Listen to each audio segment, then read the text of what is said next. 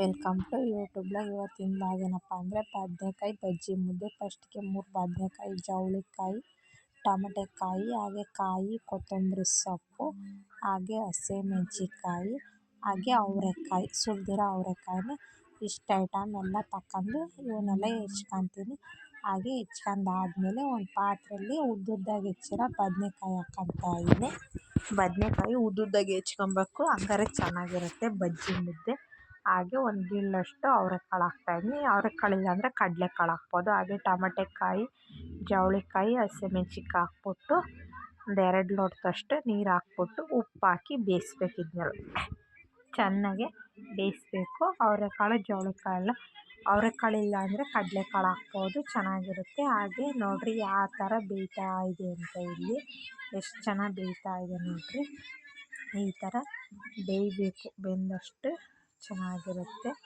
ಹಾಗಾಗಿ ಇದೆಲ್ಲ ಬೆಂದಾದಮೇಲೆ ನೋಡಿರಿ, ಈಗ ಈ ಥರ ಬೆಂದಿದೆ. ಇದ್ರಾಗೆಲ್ಲ ಹಸಿಮೆಣ್ಸಿಕಾಯಿ ಇದು ನೀರು ಬಸ್ಕೊಂಡು ಹಸಿಮೆಣ್ಸಿಕಾಯಿ ಎಲ್ಲ ತಗೊಬೇಕು ಮಿಕ್ಸಿಗೆ ಗ್ರೈಂಡ್ ಮಾಡೋಕ್ಕೆ.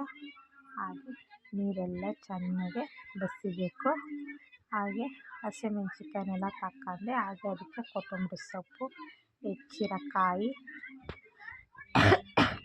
ಹಾಗೆ ಬೆಳ್ಳುಳ್ಳಿ ಹಾಕ್ತಾಯಿದ್ದೀನಿ. ಒಂದು 2ರಿಂದ 3 ಬೆಳ್ಳುಳ್ಳಿ ಹಾಕ್ಕೊಂಡು, ಒಂದು ಈರುಳ್ಳಿ ಪೀಸ್ ಹಾಕ್ಕೊಂಡು, ಹಾಗೆ ಹುಣಸೆಹಣ್ಣು ಹಾಕಿ ಧನಿಯಾ ಪುಡಿ ಹಾಕ್ಬಿಟ್ಟು ಸ್ವಲ್ಪ ನೀರು ಹಾಕ್ಬಿಟ್ಟು ಗ್ರೈಂಡ್ ಮಾಡ್ಕೊಂಬಂದೆ. ಖಾರ ರೆಡಿ ಆಯಿತು.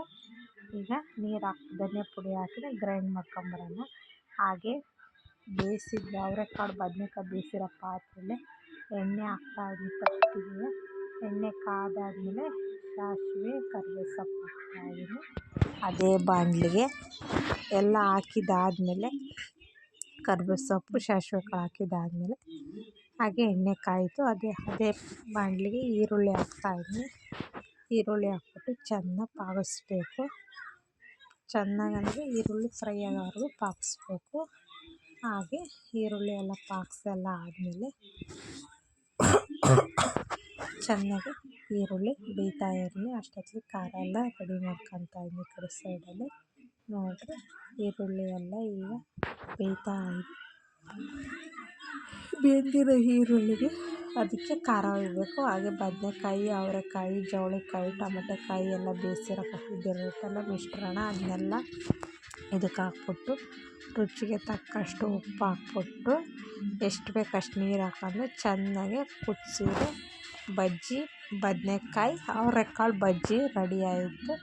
ಟೇಸ್ಟ್ ಚೆನ್ನಾಗಿರುತ್ತೆ. ಮುದ್ದೆ ಅನ್ನಕ್ಕೆಲ್ಲ ಟೇಸ್ಟ್ ಚೆನ್ನಾಗಿರುತ್ತೆ. ಸಿಂಪಲ್ಲಾಗಿ ಮಾಡ್ಕೊಬೋದು. ಹಳ್ಳಿ ಸ್ಟೈಲ್ ಬದನೆಕಾಯಿ ಬಜ್ಜಿ ಮುದ್ದೆ ಸಾಂಬಾರು. ಎಲ್ಲರೂ ಒಂದ್ಸಲ ಮನೆಯಲ್ಲಿ ಟ್ರೈ ಮಾಡಿರಿ, ಸೂಪರಾಗಿ ಟೇಸ್ಟ್ ಇರ್ತದೆ ಇದು. ಹಾಗೆ ಎಲ್ಲರೂ ನನ್ನ ವಿಡಿಯೋನ ಸಬ್ಸ್ಕ್ರೈಬ್, ಶೇರ್, ಫಾಲೋ ಮಾಡಿರಿ. ಥ್ಯಾಂಕ್ ಯು ಎಲ್ಲರಿಗೂ. ಬಾಯ್ ಬಾಯ್.